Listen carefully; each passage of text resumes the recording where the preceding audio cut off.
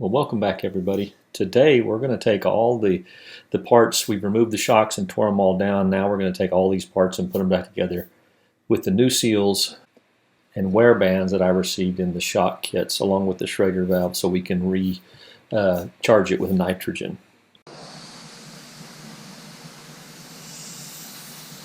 Okay, got the GoPro back. Go. Try some.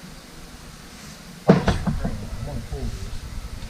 I think this has nothing to do with it. But what size is that? That's probably not metric.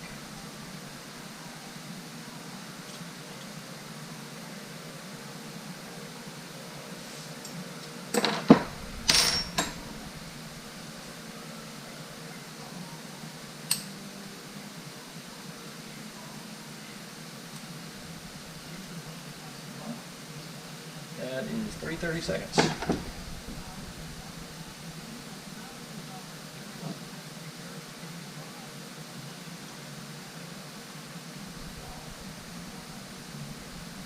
All this does is position this thing.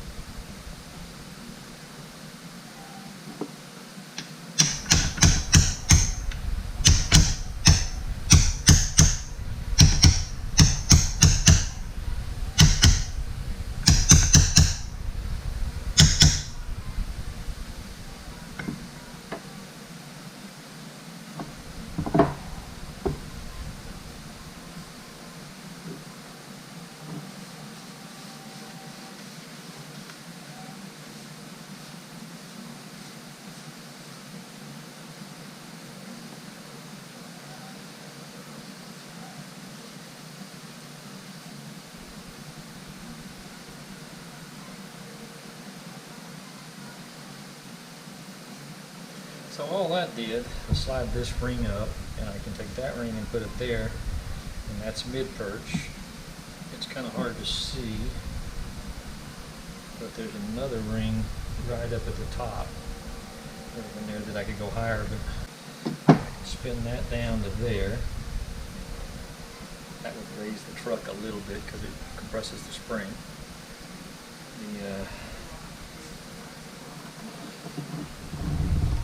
Changes everything about it, though. Let's see. I think you can do it with this. This is not strong.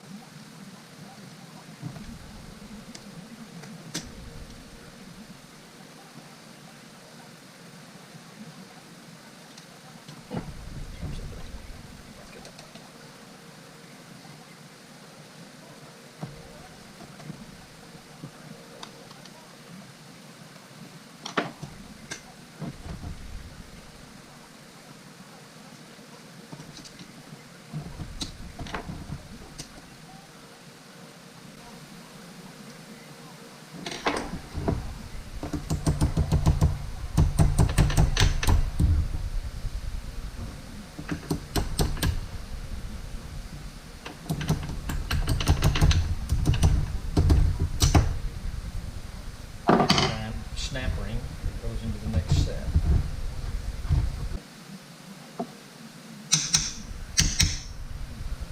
Still lined up.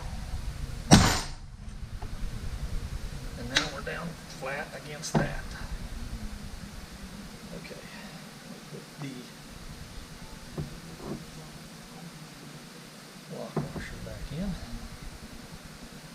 Right in line with where it was.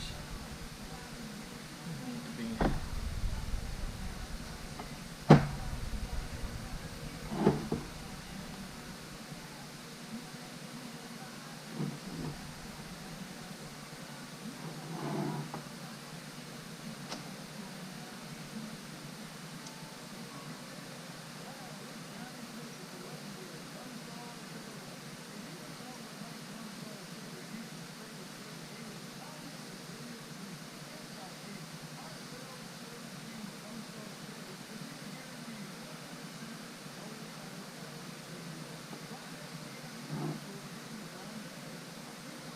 Okay, so now that one's set to mid-perch. Now the next step was to drill out the holes where the rubber plug was, and then tap the hole so that the Schrader valve could screw into it. That way I'm able to adjust the gas pressure to measure the gas pressure at a later date.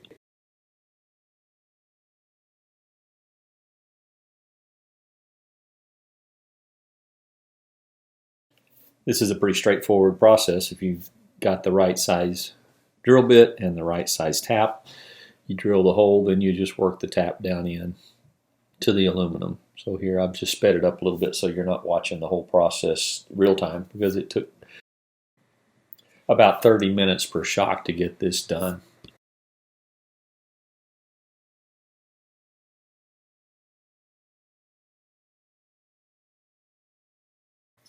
This would be a lot easier process if I had a drill press or a mill, but I don't have either one of those things, so I just use my cordless drill.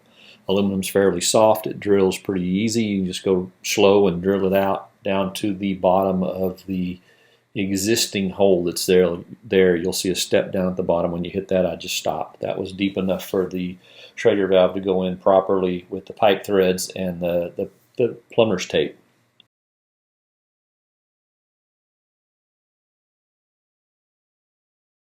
And once I've got it drilled down to the proper depth, I just take the tap and start working it down into that aluminum. Aluminum is relatively soft, and it will guld up on your tap, so you have to back it up every now and then and break the chips off. But it'll just drill back down. When it gets tight, you're at the bottom of the drill. You know, one thing you'll need to do is clean out the chips and the filings from the drilling and the tapping, and I just used a Q-tip with a little bit of grease. You may not have noticed on the video, but I had put grease on the tap so that as it's cutting, the chips actually get stuck in the grease and pull out with the tap. Now that I've got the Schrader valve installed, it's just a matter of rebuilding the components and putting it all back together. So I'm starting off with a little bit of clean shock fluid here. Same gallon that I had when I did the rear shocks. Got the rear band and that big O-ring.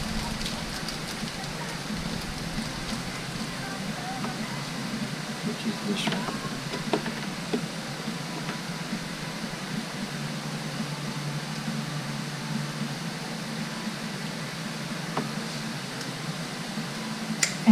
Got that. The wear band will go on when it goes in. So it's all there.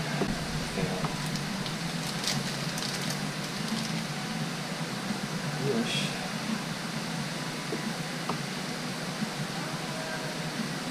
Replacement for that. Small one, large one.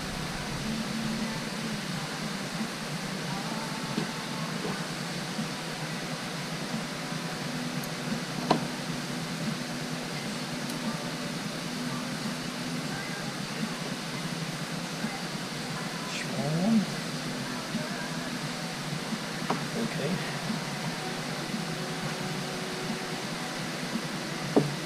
Now,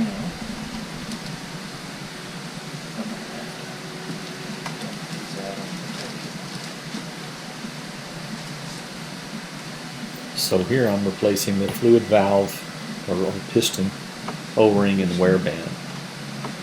I have used the same shock strut that I used on the rear to just keep this thing, all the orientations the same. It makes it easier to pick up and work with without having to worry about losing all of the stack makeup for this valve. There's multiple really thin washers stacked on top of each other that you need to be really careful of. There's a small O-ring underneath the wear band that serves as a compression for the wear band, keep it against the edge of the inner shock.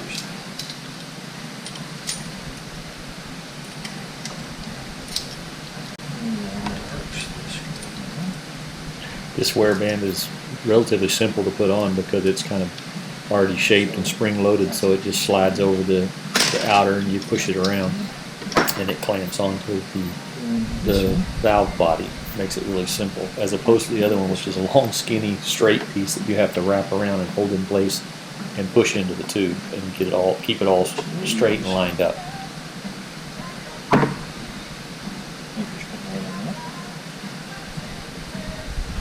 The silver part is just the nitrogen piston, actually. It rides the nitrogen, pushes up and down into the fluid. And this is the hardest part about rebuilding these shocks, is getting these wipers and these seals back into this cap that actually seals around the top part of the shock, the part that moves. So what I've noticed in doing this on the rear and the front is that when you remove the old seals, the wipers they're called, they tend to come apart, especially the bottom two. They tend to come apart, and you want to make sure you don't leave any of those pieces in there.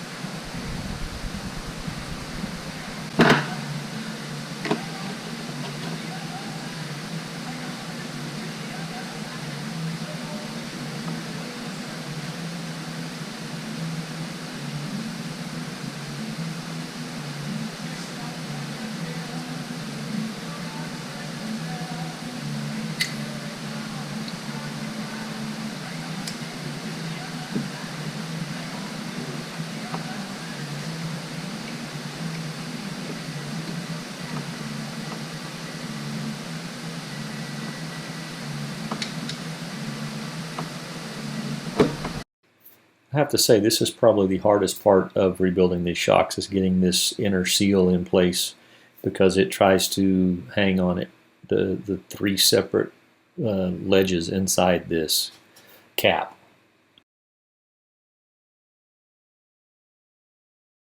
These two don't matter, they're the same thing.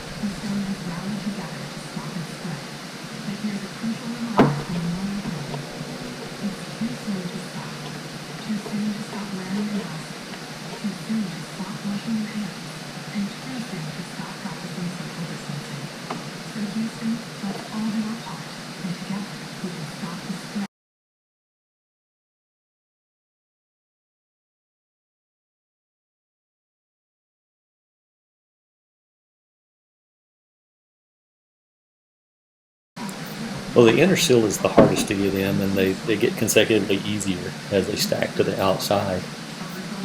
But just as an overview, what this looks like when it's fully put together is this is approximation that I drew up. You have the inner seal that keeps the basically oil in the shock, and then you have the two outer seals that keeps the dirt and contamination from getting into the inside and tearing up the shaft and the bearing.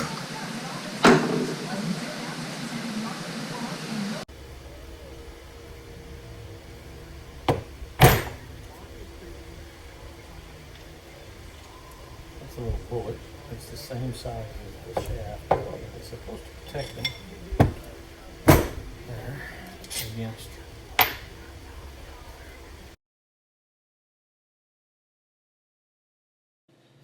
Now the rest of this is basically rebuilding this shaft, reverse of how it came apart. So here I'm taking the fluid valve off of my holder and placing it back on the piston shaft. This is what basically pushes the fluid back and forth and allows the dampening of the shocks. So you want to make sure it stays in the proper orientation. It goes back on and facing the same direction that it came off. And obviously, like I said before, all of the different shims that make this up need to be in the same place. So try not to get that confused. And then it's just installing the nut to capture all this in place. Don't forget the little spacer in the middle. That's really important.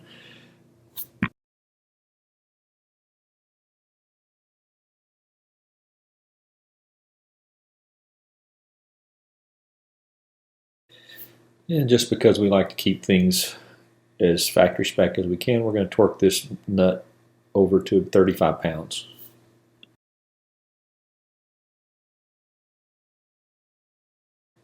And that's the completed fluid piston shaft.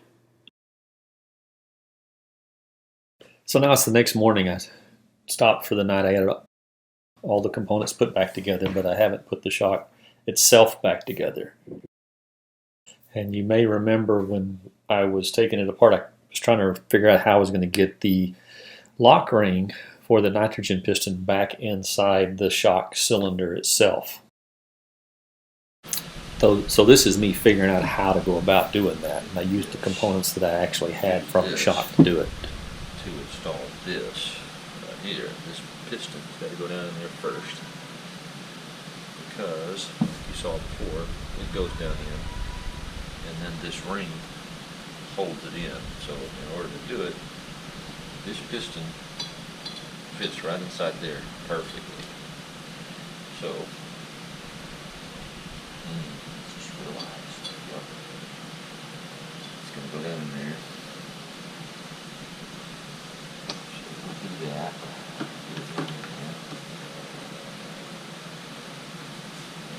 I'm just going to use it to install it right now. So I'm going to get that in there. And then I got to back it out a little bit.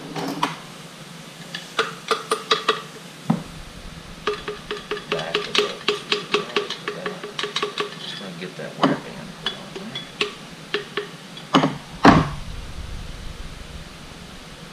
Just wear band. Wrap it around.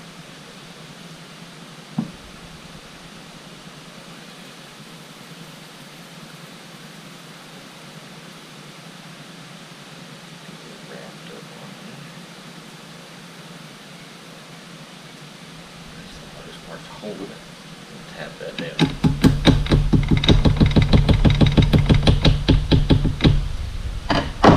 Just enough that it holds that wear band in all the way around.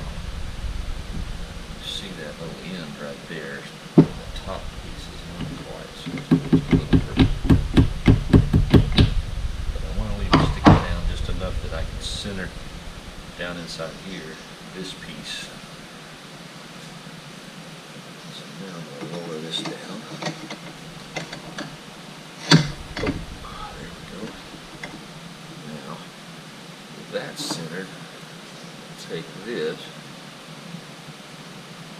and just drive that down in there.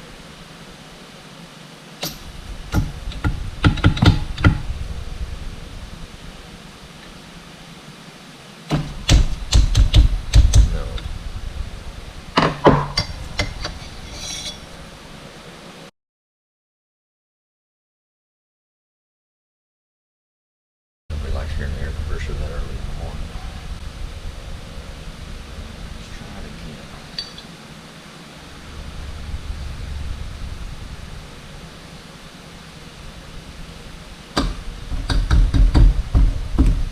Got it. Okay.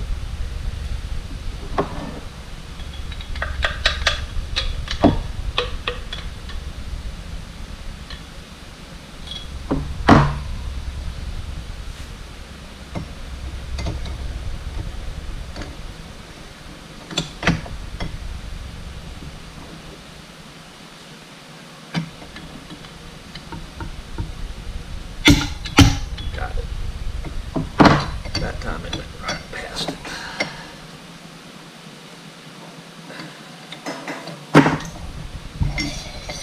That time it went right past it. Just fine. Okay, so there's that.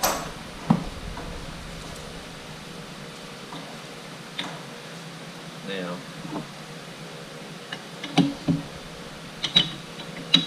push that thing down in there.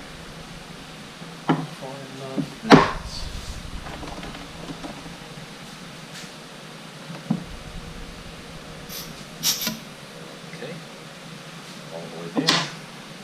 Now, I'm just going to drop this down in there.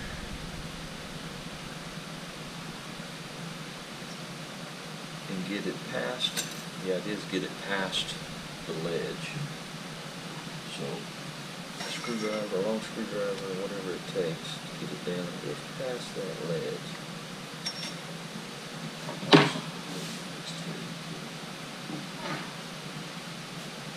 So a really long screwdriver.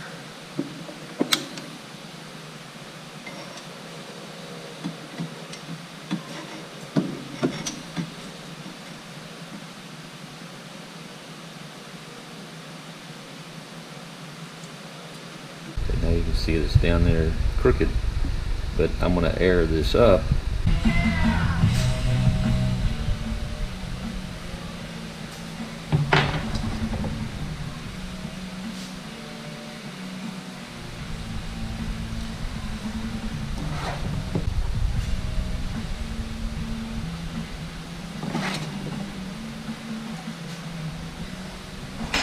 I could use high pressure, but I want to do this slow enough that I can watch it.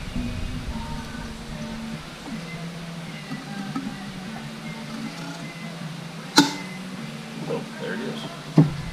And now it's in there solid. So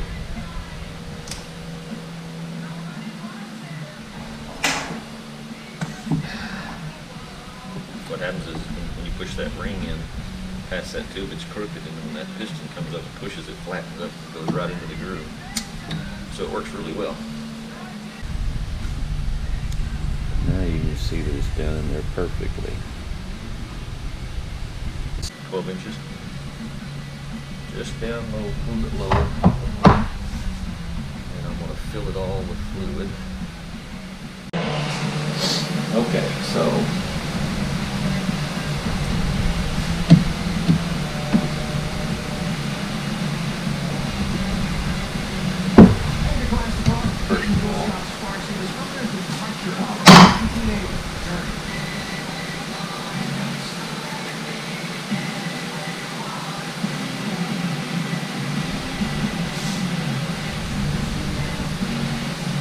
this goes in next. The cylinder.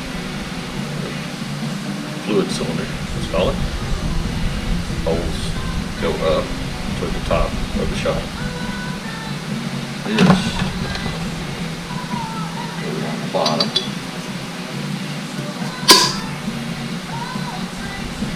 And then this just lets it ride.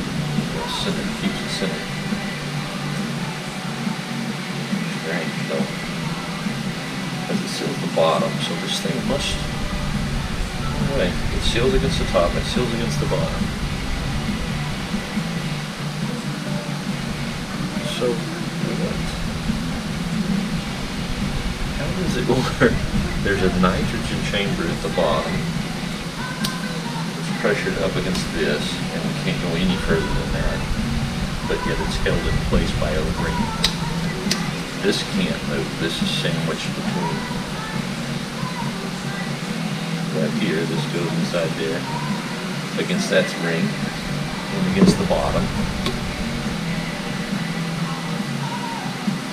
So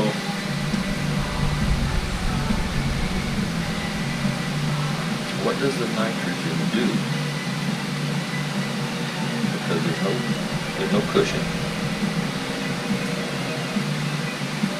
Everything is sealed top to bottom.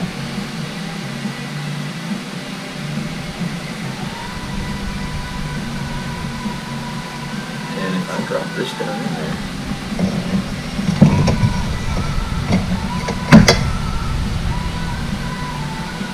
it must be able to go beside it. It's got to be able to go around it to the outside, and then it fluctuates. Okay, so, all right. We're going to fill that now. That's in there. We'll put that in.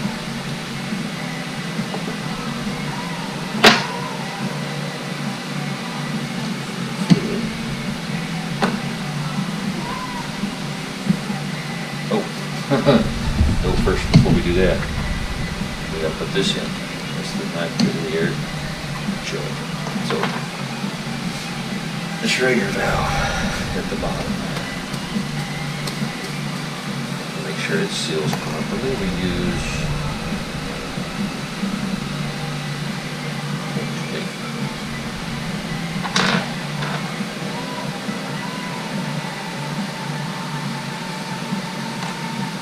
So just adding a little bit of Teflon tape around the pipe threads on this Schrader valve because it's a tapered hole, and without this Teflon tape, it would leak. The nitrogen would leak around the outside.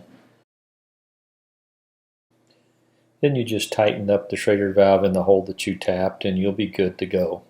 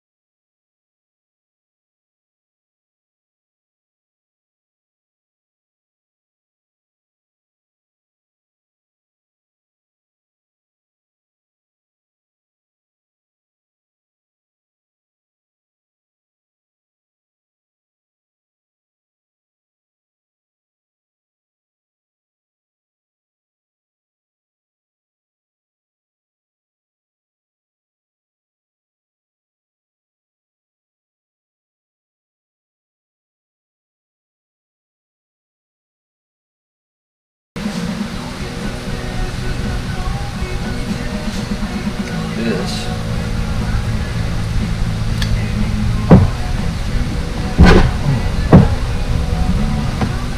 slow it down a little too far. Let it get her toward the top. I'm going to slide this in. We'll have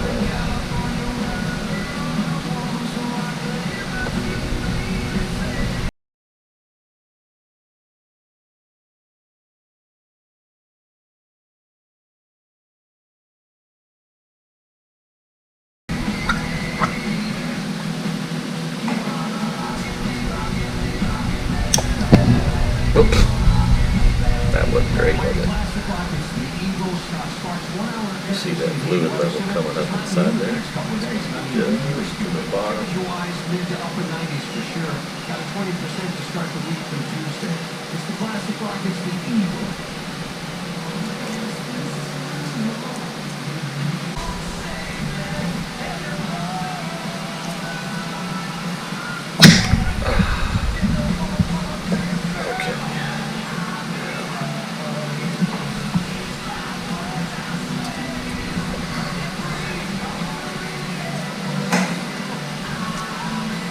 Yeah, it's just a bit.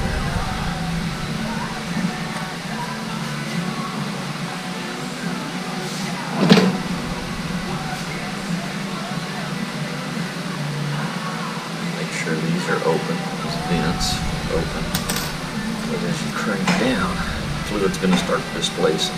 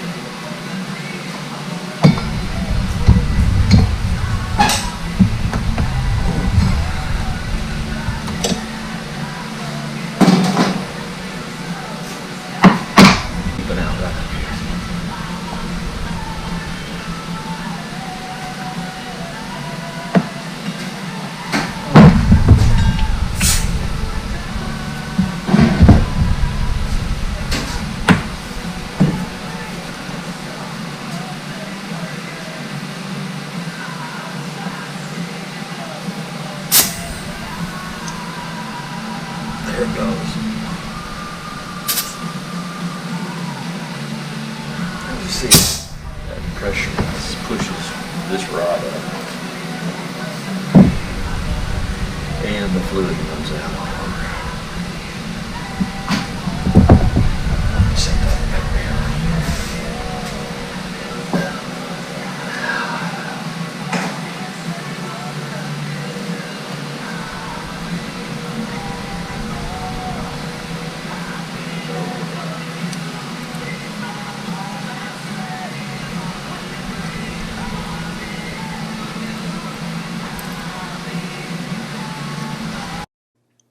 I want to thank you for watching this video of me rebuilding this front shock, getting the fluid back in it and getting it pressurized.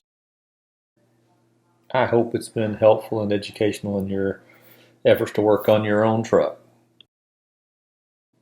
In the next video, I will be putting the spring and shock back together as a full unit and then putting the unit back on the truck. Pretty simple stuff, but just go ahead and wrap this up. If you have any comments about what I've done here or any questions, write them below and I'll try to get back to you on that. And once again, thanks for watching.